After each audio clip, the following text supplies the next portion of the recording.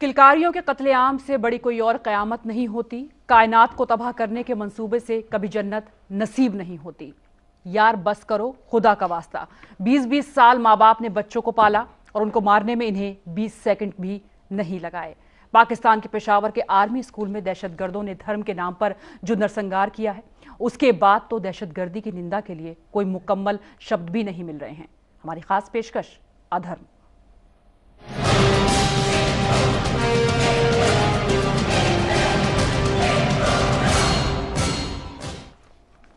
क्रूरता का एक ऐसा चेहरा आज तक किसी ने नहीं देखा। तहरीके तालिबान के खूंखार आतंकवादियों ने स्कूल के अंदर जाकर इस तरह से अंधाधुंध गोलियां बरसाईं जिसके निशान देखकर किसी की भी रूह कांप जाए।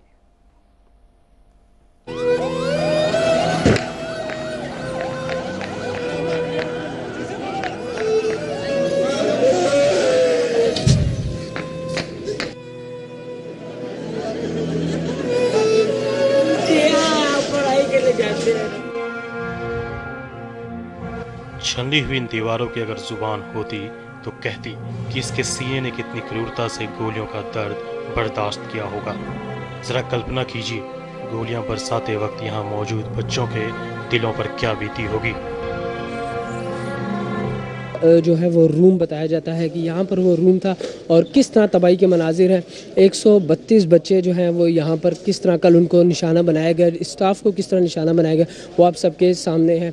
तबाही के मनाजिर आप देख सकते हैं। शायद ही क़यामत सुगरा से कम का मंजर ना था यहाँ पर जब कल ये वाक़या हुआ। एडमिनिस्ट्रेटर ब्लॉक समेत जो है ऑडिटोरियम में भी जो है इस तरह की सूरत हाल देखने में आई। हत्ता हफड़ा तफरी थी, इतने धमाके कल यहाँ पे कि शीशे वगैरह टूट गए।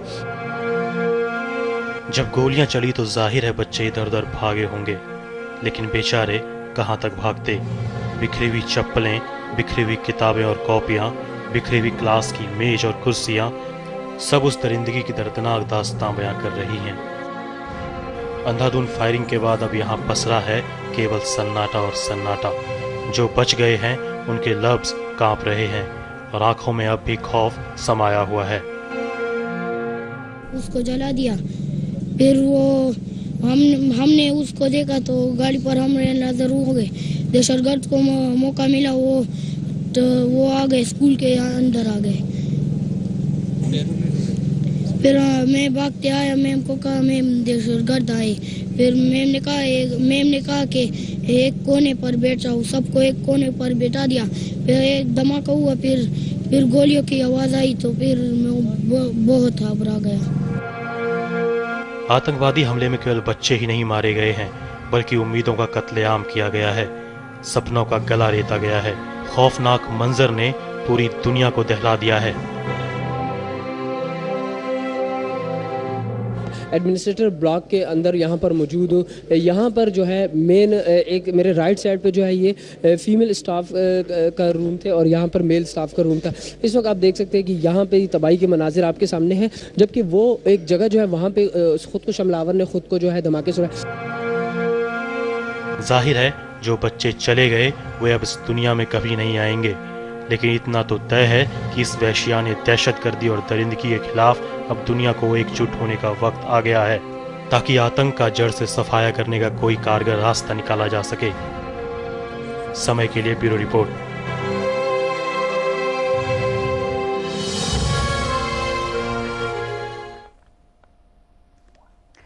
जाहिर है पेशावर हमले से ऐसा लगा कि तालिबानी अपने वजूद को लेकर इतने डरे हुए हैं कि अपना वजूद मनवाने के लिए अब बच्चों की जानें लेने लगे हैं।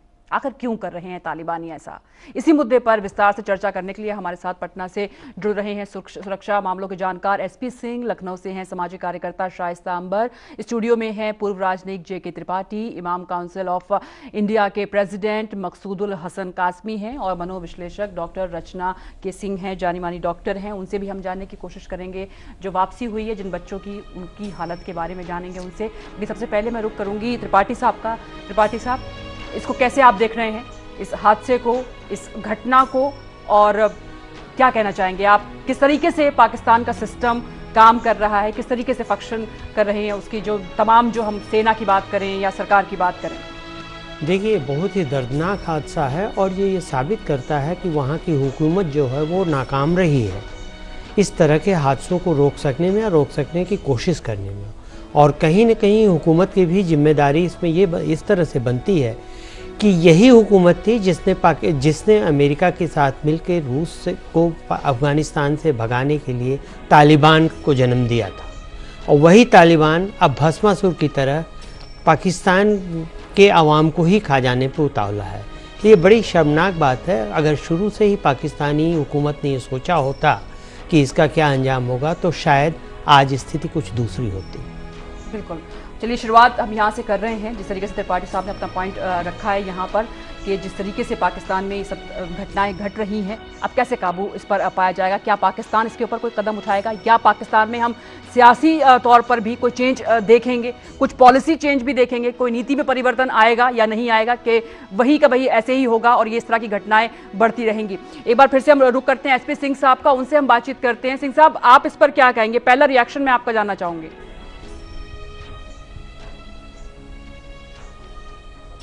तो मैं ये कहना पसंद करूंगा कि ये धिक्कार है उन ऑर्गेनाइजेशंस का जिन्होंने इस तरह की बहुत गंदी हरकत की है। धिक्कार है। इंसानियत के माथे पे ये कलंक कई सालों तक मिटाने से भी नहीं मिटेगा। लेकिन मैं एक इस संदर्भ में कहना चाहता हूं कि जब हिंदुस्तान पे आतंकवाद की साया पड़ रही थी तो विदेश शक्तियां और विदेश में किसी ने इस पे ध्यान नहीं दिया और उतना गंभीरता से इसको तवज्जो नहीं दिया। लेकिन जब 9/11 और अभी हाल में सिडनी में यह वारदात हुई आतंकवादी ऑर्गेनाइजेशन के द्वारा, तो एक पूरे विश्व में आतंकवाद के खिलाफ जागरूकता और सजगता जागी है। जी, यूनाइटेड नेशंस ऑर्गेनाइजेशन में नरेंद्र मोदी जी ने आतंकवाद का मुद्दा उठाया था। सार्क में भी उन्होंने आतंकवाद का मुद्दा उठाया। तो जब विदेश में आतंकवाद और पाकिस्तान में आतंकवाद अब इतने बुरी तरह से छा रहा है,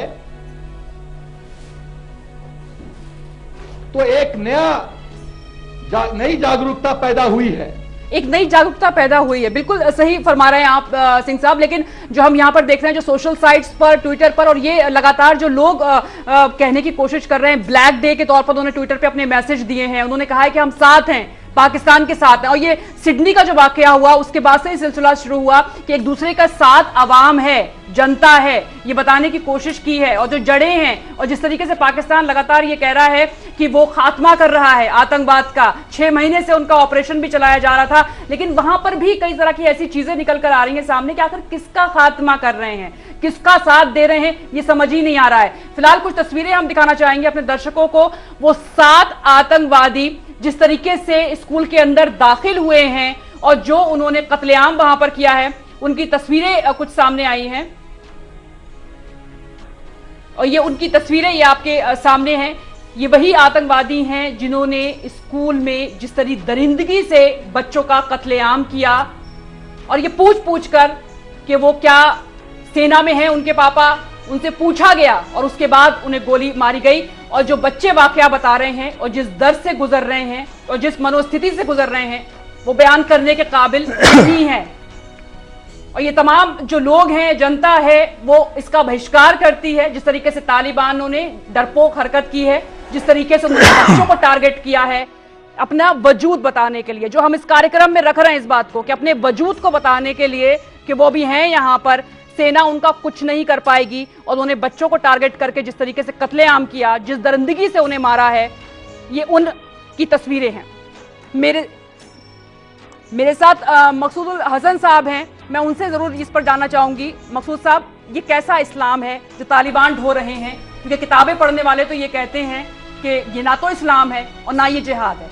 देखिए, इस्लाम की जहाँ तक आपने बात की, इस्लाम में कुरान सबसे बड़ा है। कुरान ही से सबको प्रेरणा ली जाती है। कुरान में सीधा सीधा है कि जिस आदमी ने किसी इंसान की जान ली, उसने पूरी दुनिया को ख़त्म कर दिया। और जो किसी एक आदमी की भी जान बचाने का सबब बना, उसने पूरी दुनिया को बचाने का काम किया। ये कुरान में वाज़ेह तौर पर लिखा हुआ है। ये लोग जो कर रहे हैं ये इस्लाम नहीं है, ये हैवानियत है, ये वहशी लोग हैं, ये जानवर से बदतर हैं, और इन लोगों का किसी भी तौर पर इस्लाम से कोई लेना देना नहीं है। जो इन्होंने कल किया या पीछे से करते चले आ रहे हैं, इसकी जितनी भी भर्त्सना की जाए, जितनी निंदा की जाए, कम है।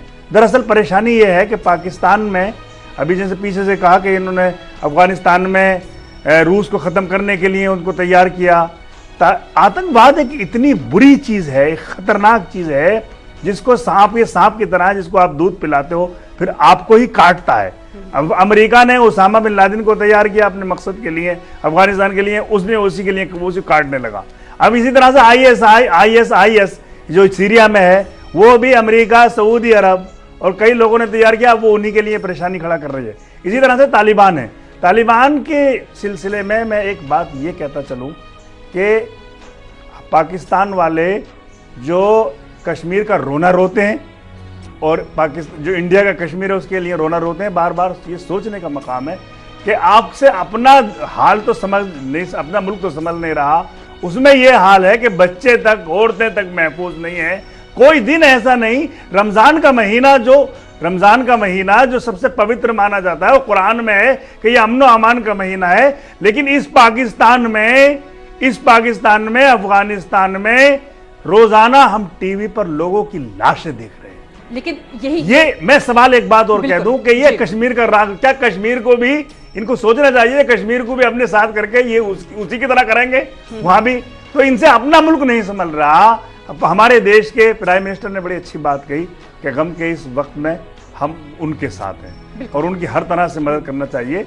इस तरह की आतंकवादियों को खत्म करने के लिए, इनको नेस्त व नाबूद करने के लिए तमाम मुल्कों के लिए जरूरी है कि सर जोड़कर बैठें और एक जबरदस्त लड़ाई और जबरदस्त कार्रवाई इनके खिलाफ की जानी चाहिए। इससे धर्म से कोई लेना देना नहीं। बिल्कुल। और क्या पाकिस्तान अब जागेगा? क्या पाकिस्तान को समझ आएगा कि जिस तरीके से वो और मुल्कों के लिए बात करता रहा, यानी कि उनके सिक्योरिटी एडवाइजर जो हैं, जो ये कहते रहे कि अगर दूसरे मुल्क में होता है कोई आतंकवादी घटना घटती है तो उसका उनसे क्या ताल्लुक है? तो क्या आप समझ में आएगा इस बड़ी घटना के बाद पाकिस्तान की तरफ से कोई एक कदम, या यूं कहें जो हम पॉलिसी चेंज की बात बार बार कर रहे हैं, क्या वो कुछ निकल कर आएगी, या फिर वो जो पेचीदगियां हैं वो पेचीदगियां ही रह जाएंगी, मामला नहीं सुलझेगा? शाइस्ता, मैं आपको जोड़ना चाहूंगी, यहाँ पर सामाजिक कार्यकर्ता हैं आप, इसको किस तरह से देखती हैं? हम पूरी तरह से आप सभी लोगों के इस अल्फाज और इस जुमलों के दर्द को पूरी तरह से समझ रहे हैं और पूरी तरह साथ हैं। जैसे हमारे केंद्र सरकार ने, प्रधानमंत्री जी ने कहा कि हम पाकिस्तान के इस दुख में साथ हैं, वो ये एक बड़ा कैरेक्टर है, बड़ी बात है। लेकिन हम देख रहे हैं कितने साल से पाकिस्तान में हो रहा है, वहां औरतों को सरेआम कत्ल कर रहे हैं, बेनजीर भुट्टो को उठा लिए, लामलाला को उठा लिए, अब ये मासूम बच्चों पे हैवानियत और शैतानियत के इंतहा कर दिया। इसको तो पूरी दुनिया में से इनको बायकॉट कर दिया जाना चाहिए और प्रधानमंत्री जी इसको लिखे यूएनओ को कि ये टेररिस्ट कंट्री है, इसको किसी भी तरीके से इसका अमान खत्म हो चुका है। यहाँ की जनता की हिफाजत, पूरे देश की ह्यूमन राइट्स इसको संभाले और यूएनओ इसको संभाले। ये क्योंकि ये टेररिस्ट हो गया है, वहाँ के लोग अब महफूज नहीं है, वहाँ के बच्चे, वहाँ के मासूम, वहाँ के मसाजिद, वहाँ के मदारिस, वहाँ के दीन के मरकज, दीन के, और वहाँ के हिंदू भाई बहन भी महफूज नहीं है। उनके साथ सरेआम, उनके साथ में शिद्दत और तशद्दुद और नफरत और इस तरह से जो उनके साथ जुल्म हो रहा है, वो किसी भी तरीके से इंसानों के रहने लायक नहीं है। उसको यूएनओ को पूरी तरह से अपने बहुत बड़ी बात शाइस्ता आपने कही है। और ये बीच में हम खबरें भी दिखाते रहते हैं, जो पाकिस्तान से हिंदू यहाँ पर आए हैं रहने के लिए, वो किसी भी कीमत पर जाने को तैयार नहीं है, चाहे उनको रोजी रोटी नसीब ना हो, लेकिन वो पाकिस्तान दोबारा नहीं जाना चाहते। डॉक्टर रचना, मैं आपको यहाँ पर जोड़ूंगी, क्या आप बताएंगी बच्चों के बारे में, क्योंकि जो बड़े हैं वो भी हिल गए हैं, तो हम बच्चों के बारे में यहाँ बात कर रहे हैं कि जिन्होंने वो खून खराबा वहाँ पर देखा है, जिन्होंने अपने दोस्तों को मरा हुआ देखा है, उनकी लाशें देखी हैं, क्या उनकी मनोस्थिति होगी? क्या वो वापस नॉर्मल हो पाएंगे? कितना वक्त उनको लग सकता है? हमरा बहुत सब लोग यही कल से बातें कर रहे हैं, जब से ये चीज़ उठी है, सब लोगों के जहन में एक ही सवाल जग रहा है कि क्या एक इंसान के लिए ऐसा कुछ कर सकता है, बच्चों को लेकर खासकर, जो कि एक ऐसे मासूम एज पे हैं, जो एक चीज़ें, अगर ये सब चीज़ें देख लेते हैं तो उसमें से निकलना ऑलमोस्ट इम्पॉसिबल हो जाता है। हम इसको एक कंडीशन बोलते हैं जिसे हम पोस्ट ट्रॉमेटिक स्ट्रेस डिसऑर्डर के नाम से जानते हैं। जब कोई भी इंसान ऐसी घटना देख लेता है, कोई भी हीनता की घटना देख लेता है, तो वो किस तरीके से उसको एक तरीके से अपने आप को उसके किस तरीके से बाहर लेके आते हैं, उस पर क्या इम्पैक्ट पड़ता है।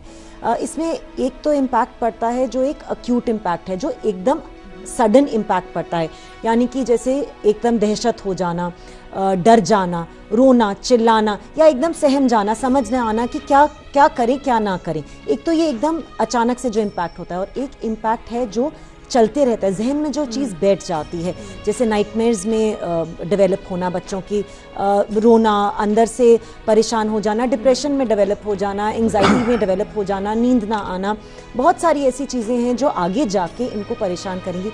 और सबसे ज़रूरी चीज़ ये है कि जो ट्रस्ट फैक्टर है चले गया है, एक इंसान का इंसान से ट्रस्ट फैक्टर, जब जिसने इतना ब्लड शेड देख लिया, जिस बच्चे ने सामने अपने दोस्तों को देख लिया मरते हुए और अपने आप को, टीचर को देखा, टीचर को जलते हुए सामने उसके ऊपर पेट्रोल फेंका गया और सामने जलाते हुए, जो ऐसी चीज़ जिस इंसान ने या जिस बच्चे ने देख ली, उसके जहन में जो बैठ गया, उसमें से निकालना बहुत मुश्किल हो जाता है।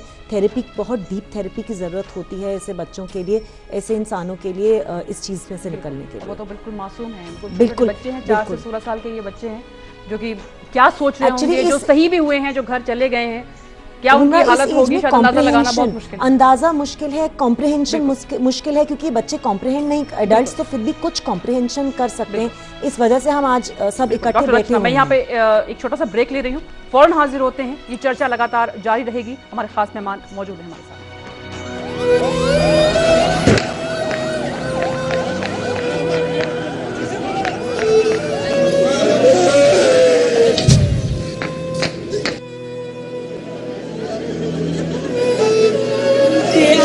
पढ़ाई के लिए जाते हैं।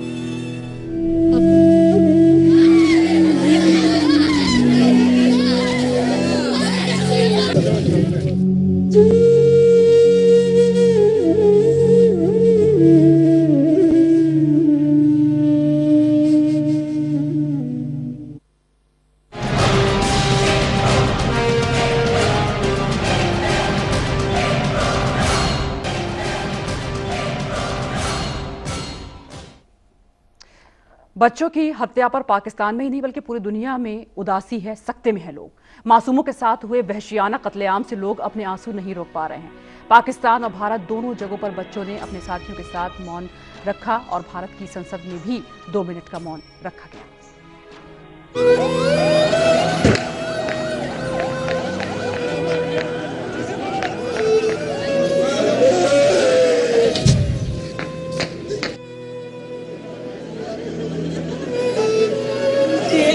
पढ़ाई के लिए जाते हैं।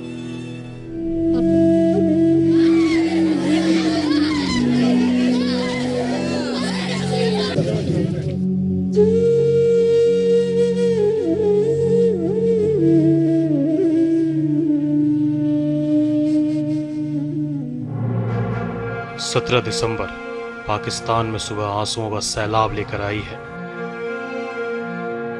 पेशावर का हर घर दर्द से लबरेज है।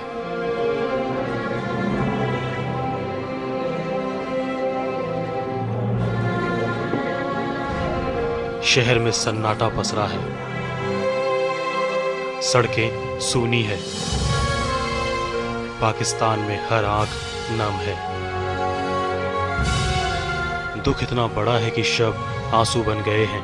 क्या एंकर, क्या रिपोर्टर, सबकी आंखों में आंसू हैं। सवाल जवाब सब हलक में अटक गए हैं। क्या करें, किसी ने न सोचा था कि ऐसा खौफनाक मंजर देखना होगा।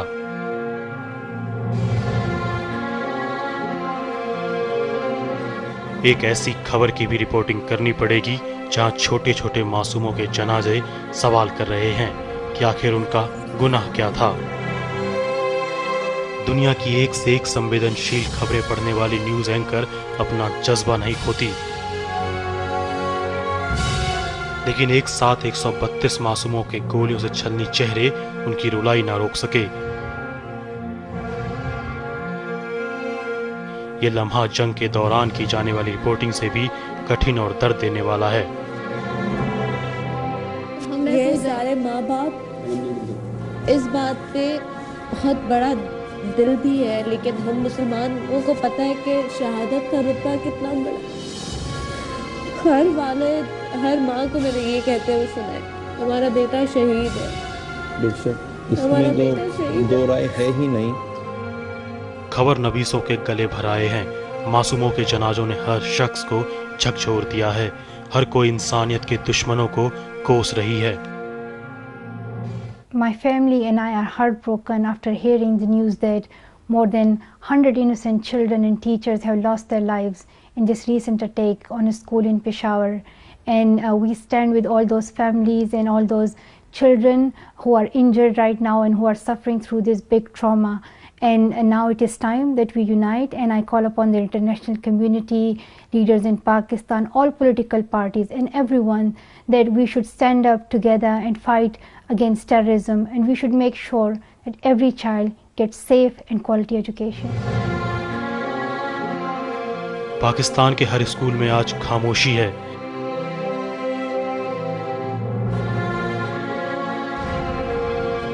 बच्चों ने अपने साथियों को खोने का गम जताया।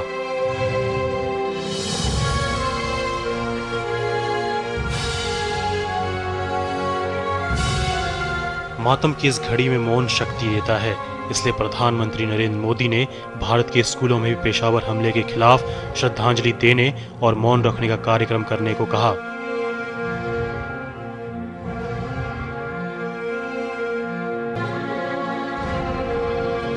भारत सरकार ने आतंक के मसले पर पाक का पूरा साथ देने का ऐलान किया है और कहा कि पूरा देश पाकिस्तान के दुख में साथ खड़ा है।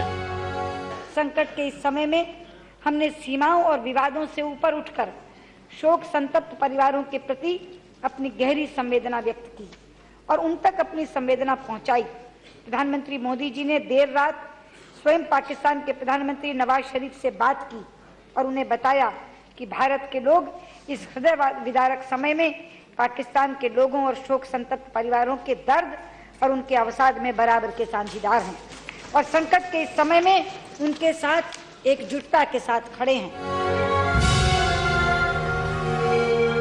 लेकिन अब कम से कम पाकिस्तान को एक लकीर खींचनी ही होगी।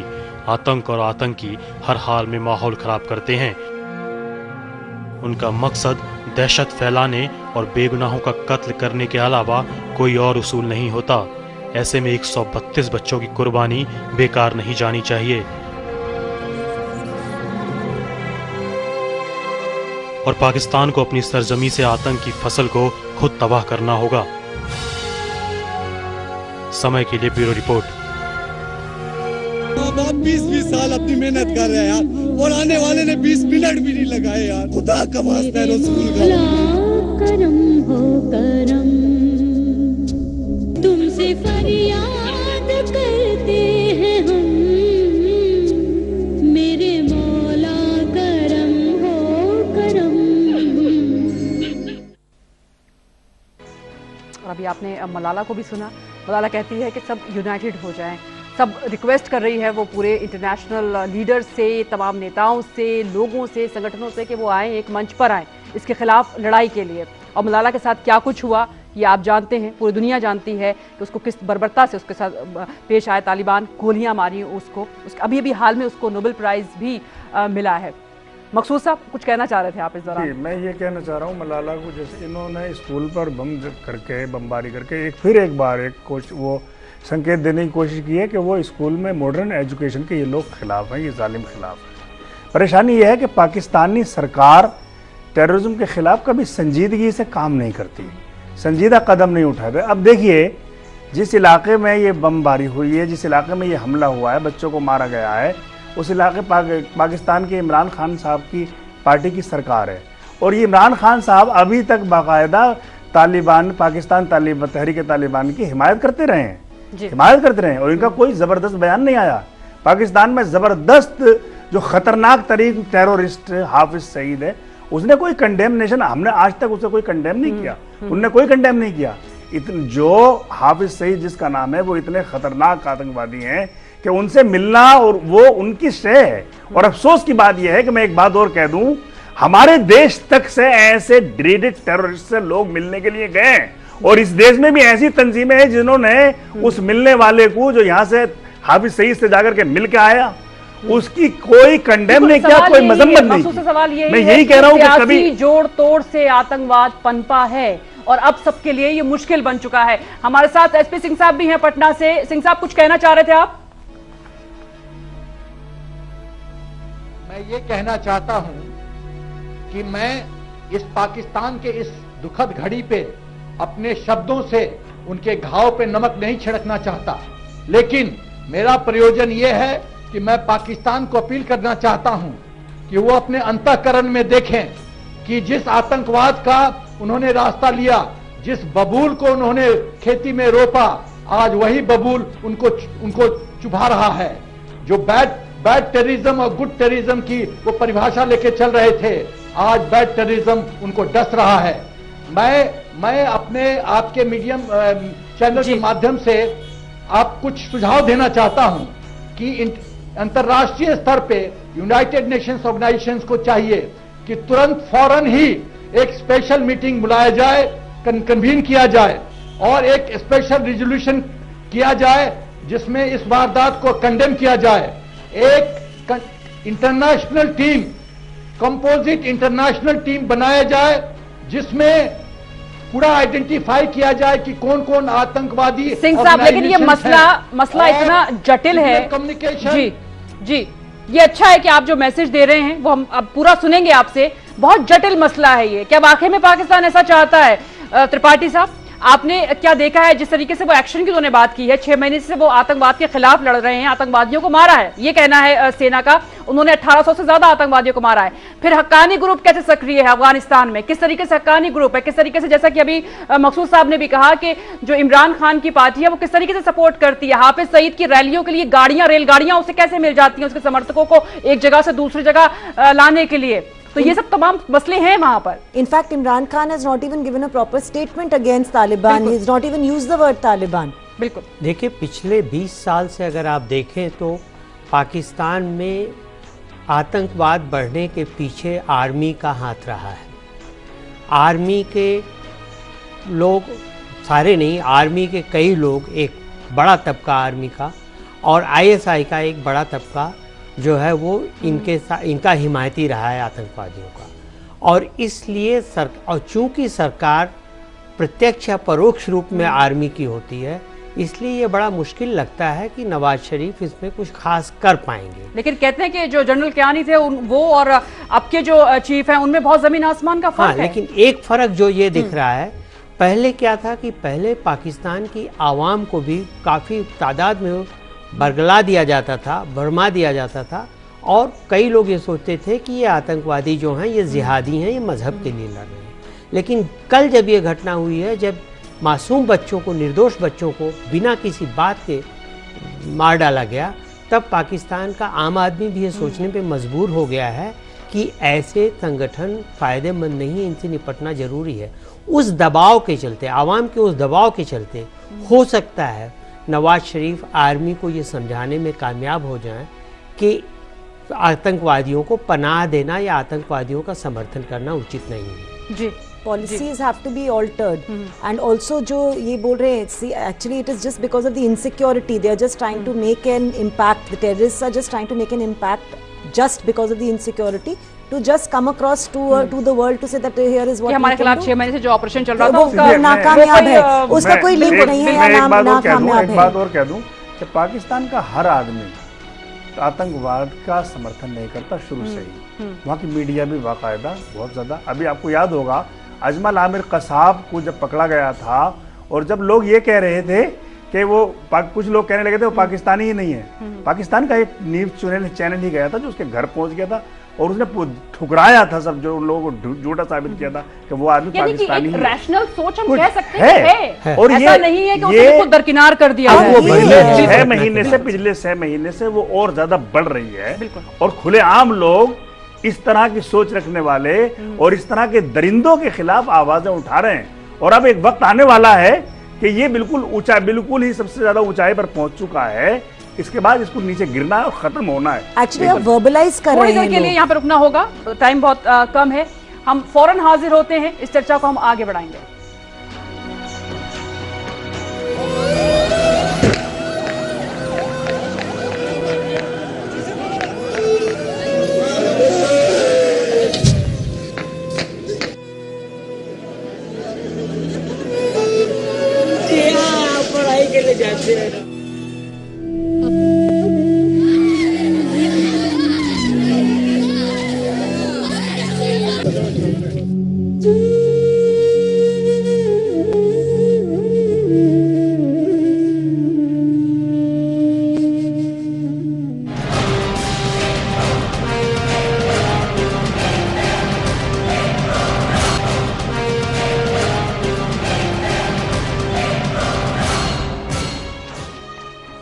पेशावर हमले के बाद पाकिस्तान की आंखें खुलने लगी हैं। पाकिस्तान के प्रधानमंत्री नवाज शरीफ ने दहशतगर्दी को पूरी तरह से खात्मा करने की ठान ली है और कहना पड़ा है कि तालिबान अच्छा या बुरा नहीं होता, आतंक के खिलाफ सबको मिलकर लड़ना होगा। जब अपनी ही लगाई आग में पाकिस्तान जलने लगा और सैकड़ों बेगुनाही की जानें जाने लगी, तब पाकिस्तान को समझ आया कि आतंकवाद क्या होता है। कल का जो हादसा हुआ है, ये एक हमारी और बल्कि दुनिया की तारीख में इसकी नज़ीर नहीं मिलती। बहुत अफसोसनाक, बहुत ट्रेजिक हादसा है। अल्लाह ताला से हम सब की दुआ है, जैसे मौलाना साहब ने दुआ फरमाई कि अल्लाह ताला उन सब बच्चों को, उन तमाम टीचर्स को, प्रिंसिपल को अपने जवारे रहमत में जगह अता फरमाए।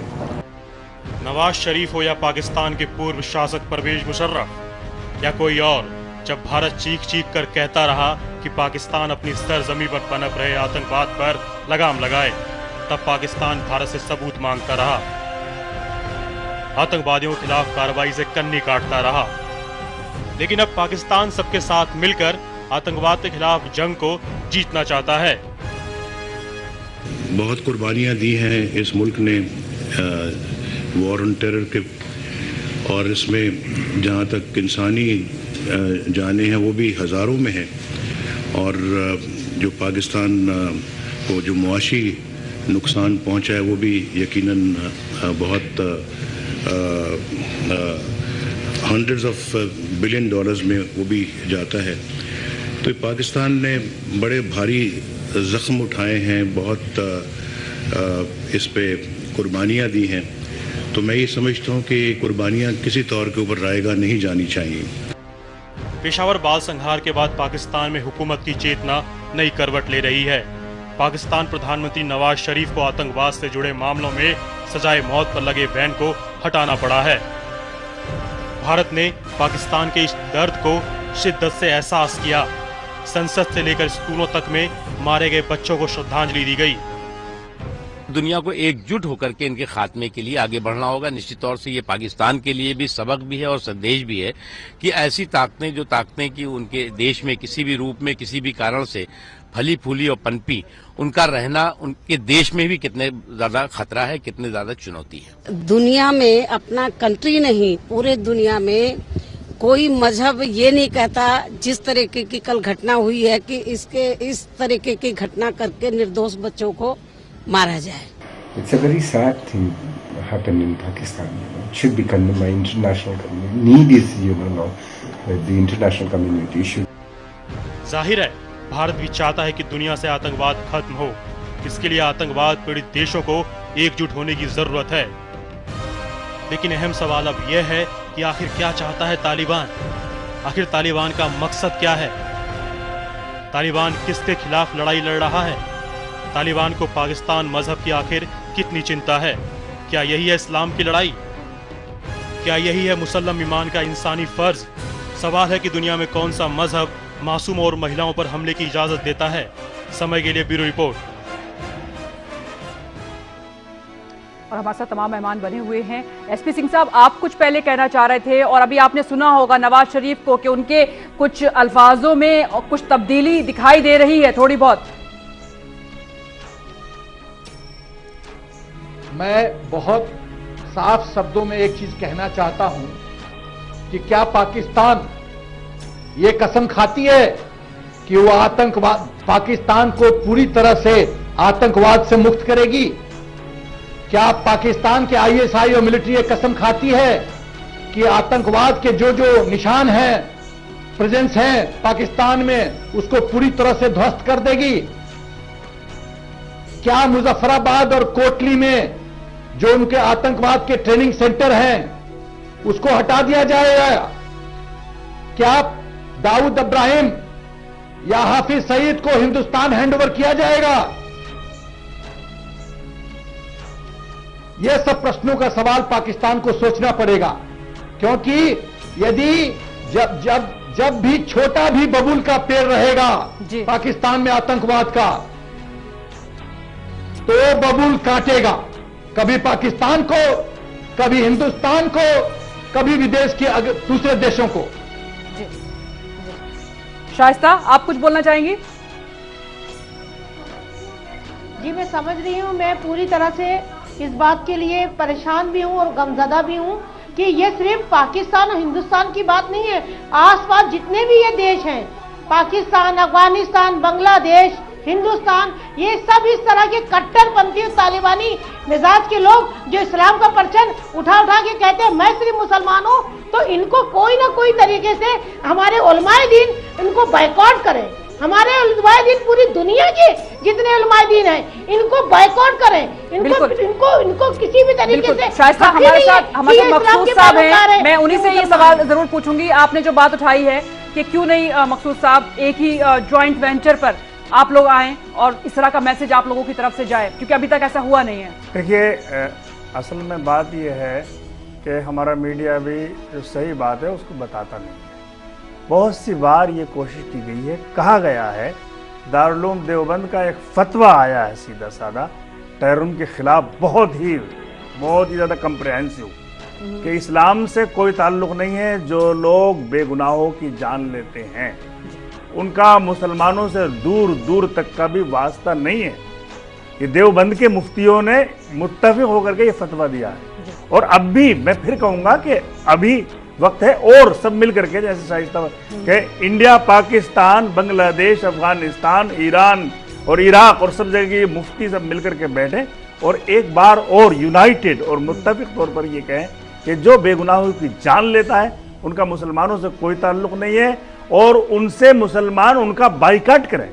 ये इसको दोबारा इसकी रिवाइवल की जरूरत है, मैं इस बात से मुत्तफिक हूँ। जैसे ऑस्ट्रेलियन प्रेसिडेंट, जो ऑस्ट्रेलियन प्राइम मिनिस्टर ने भी कितनी स्ट्रॉन्ग स्टेटमेंट दी है इसको लेके, कहीं ना कहीं United Nations has to come, Australia के भी जो वहाँ पर has to come in front to give a firm policy for everybody. जो मुस्लिम ऑर्गेनाइजेशन ऑस्ट्रेलिया में थी, उन्होंने सबके सब बाहर ओपनली उन्होंने उसको कंडेम किया और उससे कहा कि इसका इस्लाम से कोई ताल्लुक नहीं है। जिन लोगों ने वहाँ बेगुनाहों को कैफे में कैद कर रखा था।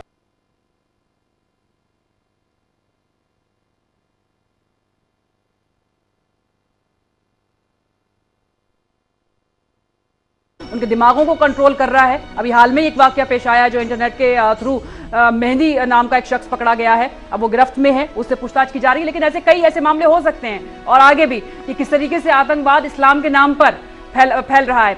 और त्रिपाठी साहब, मैं आपसे जानना चाहूंगी, आपको क्या लगता है जो जिस ऑपरेशन की बात की गई पाकिस्तान की तरफ से, वो कितनी अपने साथ सच्चाई के साथ ये ऑपरेशन कर रहा है? क्योंकि जो उसी के जो मिनिस्टर्स हैं और पाकिस्तान का जो मीडिया है, जो पाकिस्तान के अखबार है, उसी में खबर आई थी कि वहां के मिनिस्टर्स जो है अपनी एक लाइन ओपन रखे हुए हैं तालिबानों से। उन्होंने कहा है कि हम ऐसा नहीं चाहते हैं, हमने मना किया है ये सब करने से, लेकिन फिर भी इसे आप लोगों के खिलाफ ये ऑपरेशन हो रहा है। तो इस तरह की सियासत अभी तक पाकिस्तान में चलती रही है। देखिए, ये ऑपरेशन तभी सक्सेसफुल होगा जब इसमें न सिर्फ पाकिस्तान बल्कि भारत, बांग्लादेश और भी आसपास के जिन मुल्कों में इनका खतरा है आतंकवाद का, वहाँ से लोग, वहाँ के लोगों को, वहाँ की जनता को, वहाँ की सरकारों को भी अपने विश्वास में लिया जाए और एक कॉमन पॉलिसी, कॉमन ऑपरेशन बनाया जाए, बिना इसके कि ये भारत का है या पाकिस्तान का है या बांग्लादेश का, तभी ये सफल होगा। और लेकिन पाकिस्तान तो अपने लिए शील्ड का इस्तेमाल करता है उनको। अगर हम कुछ ग्रुप्स को देखें, आज तालिबानों के खात्मे की बात कर रहा है, लेकिन हक्कानी ग्रुप वहां पे है, जमात उद दावा है जो हाफिज सईद जिससे है, उसको बैन कर दिया गया। उसके बावजूद भी रेलगाड़ियां दी जा रही हैं रैली में, और इमरान खान साहब जो है अपना कार्यक्रम पार्टी का रद्द कर देते हैं कि रैली उनकी सक्सेसफुल हो जाए। एक बार मैं और कहना चाहूंगा, पाकिस्तान में भी, हमारे देश में भी है, क्या हाफिज सईद से जाकर के डॉक्टर वैद प्रताप वैदिक मिलते हैं और उनका ताल्लुक आरएसएस से है, और आरएसएस वाले भी खुल करके नहीं आए, इतने खतरनाक आतंकवादी से मिलकर के आए।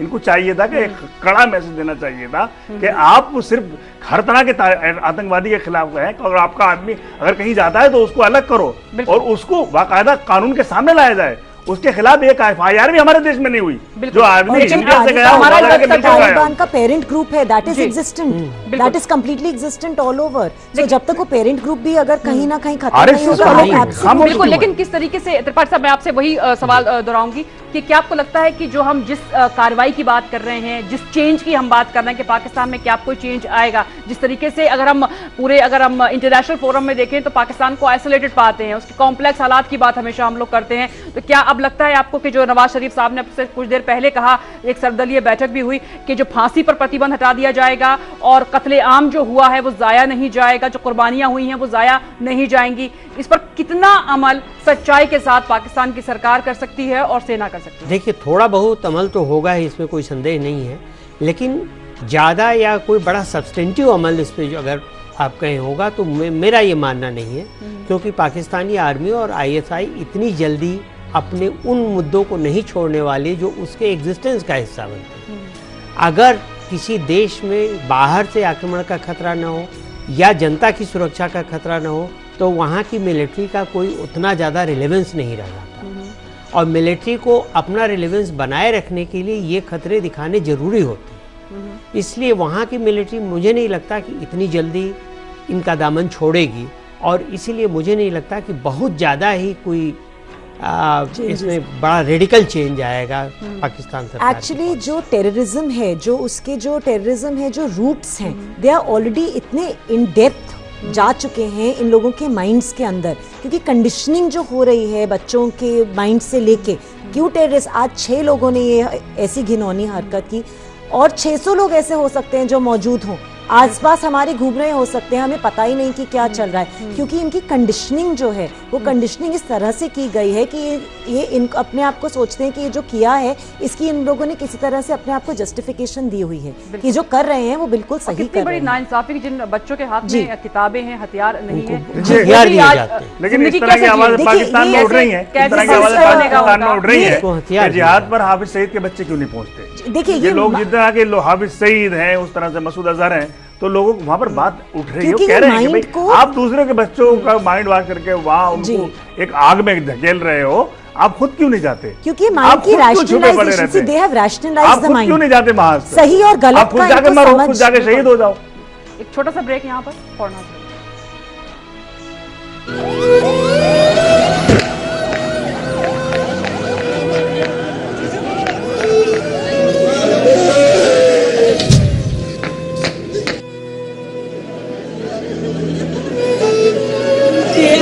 पढ़ाई के लिए जाते हैं।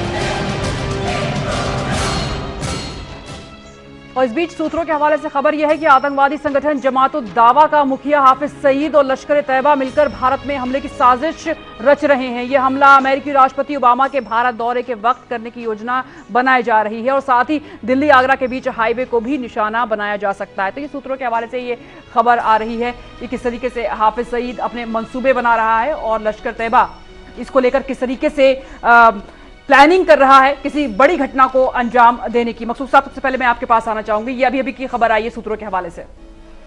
देखिए, हाफिज सईद या मसूद अजहर, ये लोग पुराने आतंकवादी हैं और पहले से ही हमारे देश के खिलाफ कार्रवाइयाँ करते चले आए और साजिशें करते चले आए। लेकिन हमारे देश का खुदा का शुक्र है बहुत मजबूत है और ऐसे लोगों को भरपूर और मुंह तोड़ जवाब देगा।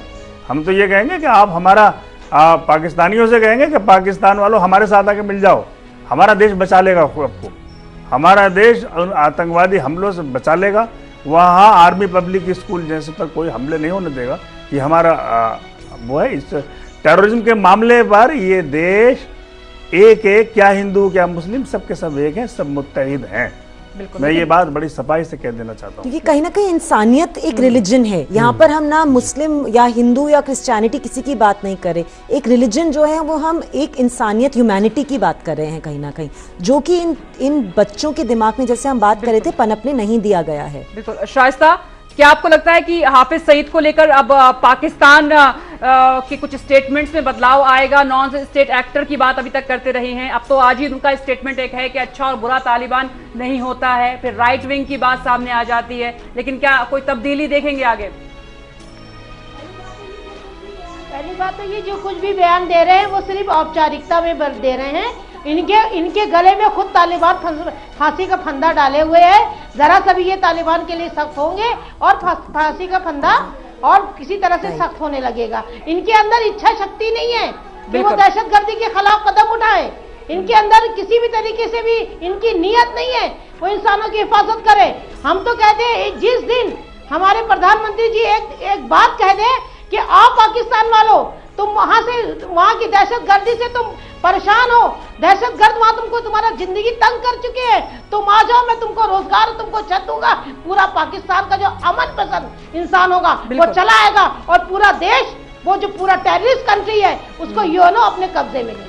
बिल्कुल। हाफिज सईद मुंबई हमले का आरोपी, जिसको लेकर के खिलाफ लड़े। बिल्कुल शाइस्ता, बिल्कुल, जिसको लेकर अभी तक पाकिस्तान डिनायल मोड में रहा है, जिस तरह से अभी तक उसका रुख रहा है। त्रिपाठी साहब, ये अभी सूत्रों के हवाले से खबर आई है कि हाफिज सईद, लश्कर तैयबा कुछ मंसूबे बना रहे हैं, कोई बड़ा हमला करने की साजिश रच रहे हैं, इसको आप कैसे देखते हैं? देखिए, पाकिस्तान की हिस्ट्री अगर आप पिछले करीब 20 सालों से देखें तो ये पाएंगे कि जब भी पाकिस्तान में किसी बड़ी शख्सियत का दौरा होता है, उसके पहले पाकिस्तान या तो कुछ आतंकवादियों को पकड़ देता है, सिर्फ ये समझ लीजिए कि ये दिखाने के लिए कि हम शरीफ हैं, या तो कुछ पकड़ देता है या किसी को प्रोसिक्यूट करता है। इसके ठीक उलट जब भारत में किसी बड़े उसका दौरा होता है तो पाकिस्तान की हमेशा ये कोशिश रहती, कहीं कहीं बदइंतजामी पैदा की जाए, कहीं न कहीं आतंकवाद पैदा किया जाए, कहीं न कहीं कोई कांड पर हो रहा है हमारे, तो सेना की मदद के बगैर नहीं हो सकता। ये सेना की मदद के बगैर नहीं हो सकता। और मेरा तो ये मानना है कि ये हो सकता है कि उस वक्त न सिर्फ न सिर्फ अजहर सईद वगैरह का वो होगा, बल्कि उस वक्त ये भी हो सकता है कि पाकिस्तानी आर्मी कोई आर्म एक्शन इंडिया के खिलाफ करे, ताकि ये मसला जो है आतंकवाद का ये थोड़ा दब जाए। बिल्कुल। और आप लोगों का बहुत बहुत शुक्रिया इस चर्चा में जुड़ने के लिए, और ये बहुत ज़रूरी था। इस प्रोग्राम का मकसद ये नहीं था कि हम किसी इशू को हाईलाइट कर रहे हैं, जिस तरीके से लगातार डिबेट्स होती हैं और चैनल्स पर, हमारा मकसद ये था कि आखिर किस तरीके से सुलझेगा। जिस तरीके से हम देखते रहते हैं कि आतंकवाद एक बड़ी प्रॉब्लम बन गया, एक बड़ी जो है मुश्किल बन गया है तमाम कंट्रीज़ के लिए, और हमेशा हर बैठक में या अंतर्राष्ट्रीय अध्यक्ष जो हैं तमाम इस पर चर्चा ज़रूर करते हैं, लेकिन कोई कदम नहीं उठाते हैं। इसी के साथ इस पेशकश में फिलहाल इतना ही।